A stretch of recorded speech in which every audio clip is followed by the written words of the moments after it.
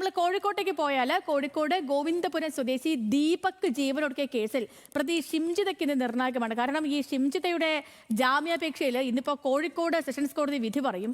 ജാമ്യം നൽകിയാൽ പ്രതി സാക്ഷികളെ സ്വാധീനിക്കാനൊക്കെ ശ്രമം നടത്തിയേക്കുമെന്ന് പോലീസ് പറയുന്നു.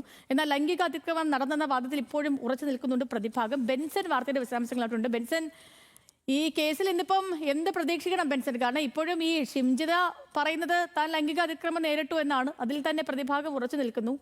എന്നാൽ ഈ പ്രോസിക്യൂഷൻ പറയുന്നത്, കോടതി അല്ല, ഈ ദീപകിന്റെ അഭിഭാഷകർ പറയുന്നത് അങ്ങനെയല്ല, ഇത് കരുതിക്കൂട്ടി നടത്തിയതാണ് എന്നുള്ള കാര്യത്തിൽ അവരും പറയുന്നു. അപ്പൊ ഇന്നിപ്പോ എന്ത് പ്രതീക്ഷിക്കണം?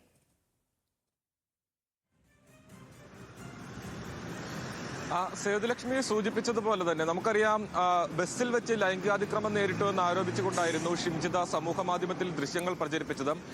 ഇതേ തുടർന്നാണ് കോഴിക്കോട് ഗോവിന്ദപുരം സ്വദേശി ദീപക് ജീവനൊടുക്കുന്ന ഒരു സാഹചര്യം ഉണ്ടായത്. ഈ കേസുമായി ബന്ധപ്പെട്ട് ആദ്യഘട്ടത്തിൽ കുന്നമംഗലം ഫസ്റ്റ് ക്ലാസ് മജിസ്ട്രേറ്റ് കോടതിയിലായിരുന്നു ഷിംജിത ജാമ്യാപേക്ഷ നൽകിയത്. എന്നാൽ കോടതി അത് തള്ളുകയായിരുന്നു. പിന്നീട് ഇപ്പോൾ ജില്ലാ കോടതിയെ സമീപിച്ചു. ജില്ലാ കോടതി ആദ്യഘട്ടത്തിൽ കേസ് പരിഗണിച്ചുവെങ്കിലും വിശദമായ വാദങ്ങൾ കേൾക്കുന്നതിനായി, കൂടുതൽ വാദങ്ങൾ കേൾക്കുന്നതിനായി ഇന്നത്തേക്ക് കേസ് മാറ്റിവെക്കുകയായിരുന്നു. അപ്പോൾ ഇന്നും കൂടുതൽ വാദങ്ങൾ പ്രതിഭാഗത്തിന്റെയും വാദിഭാഗത്തിന്റെയും ഭാഗത്ത് നിന്ന് കൂടുതൽ വാദങ്ങൾ ഉണ്ടാകും. ഈ പോലീസ് സമർപ്പിച്ച റിപ്പോർട്ടിൽ കൃത്യമായി തന്നെ ഷിംജിത ഇത്തരത്തിൽ ഈ ദൃശ്യങ്ങൾ പങ്കുവെച്ചതിനെ തുടർന്നാണ് ദീപക് ജീവൻ ഒടുക്കിയത്. അതായത് ദീപക് ജീവൻ ഒടുക്കാൻ കാരണം ഷിംജിതയാണ് എന്ന് സാധൂകരിക്കുന്ന തരത്തിലുള്ള റിപ്പോർട്ടാണ് പോലീസ് സമർപ്പിച്ചിട്ടുള്ളത്. അപ്പോൾ കൂടുതൽ വാദങ്ങൾക്ക് ശേഷം ചിലപ്പോൾ ഇന്ന് തന്നെ ഈ ജാമ്യാപേക്ഷയിൽ ഒരു വിധി പറയാൻ സാധ്യതയുണ്ട്.